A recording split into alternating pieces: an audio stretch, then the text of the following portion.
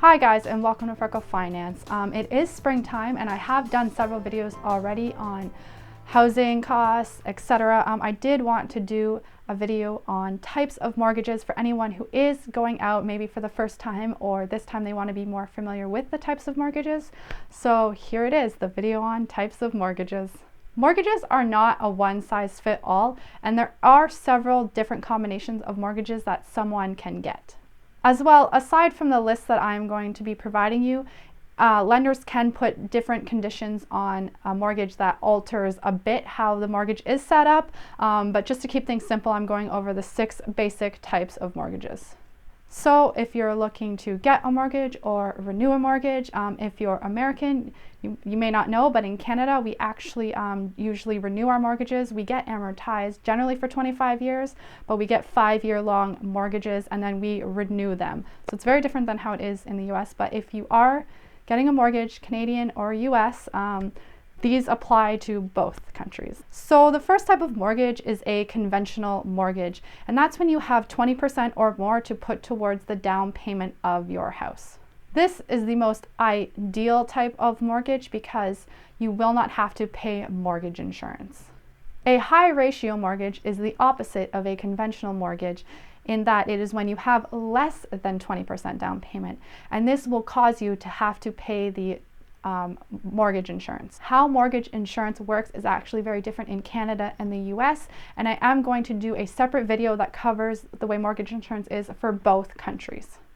The third type of mortgage is an open mortgage, and this is just like any other open loan. You can pay off some extra or all of your mortgage, fully pay off at any point without penalty.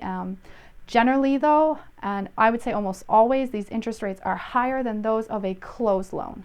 And the general reason on why the interest rates would be higher is that the company that is financing you is not guaranteed to make as much money off the interest, and because you can pay out at any time, they want to make money off of it, so they are going to increase the rate. The opposite type to an open mortgage is a closed mortgage, and this is when there are penalties for refinancing, for paying off early, paying out the mortgage, anything like that. However, closed mortgages do have a bit more flexibility than other more typical types of closed loans. They usually do allow you to pay extra up to a certain amount. If you are getting a mortgage, you do want to check to see if it allows it and how much. The usual that I hear is about 20% per year that you can pay off extra. And if you just want to know more information about open versus closed loan, I do have a separate video on this, which I'll put a card up here so that you can click on it and watch it, which has a lot more information on comparing the different values on which one is good. The fifth type of mortgage is a fixed rate mortgage, and that's when the interest rate that you pay stays the exact same for the entirety of the loan. In Canada, since we don't tend to have a mortgage for the entire portion of the loan and we keep renewing them, fixed rates do depend on the length of that mortgage that you're taking out, and the longer you have the mortgage for, generally the higher the interest rate is. And I did go and check the rates online for you guys. For a closed 5-year fixed rate loan in Canada, it is 2.39%. I didn't look up the cost for the American version because this is just not usually a type of mortgage that people in the US take out. And the opposite of a fixed rate mortgage is a variable rate mortgage. And that's usually you're given a rate which is plus or minus a certain percentage of prime, and it fluctuates with prime. The general advice and what research shows is that usually variable is a better deal over time than fixed rates. However, when interest rates are very low and are very likely to go up, it is not necessarily best to get a variable mortgage because the fixed mortgage rate may actually be better over time. And currently, Rate Hub is showing variable rates as being between 2.15 to 2.7%. So clearly this is fluctuating between the value that it is for a fixed rate.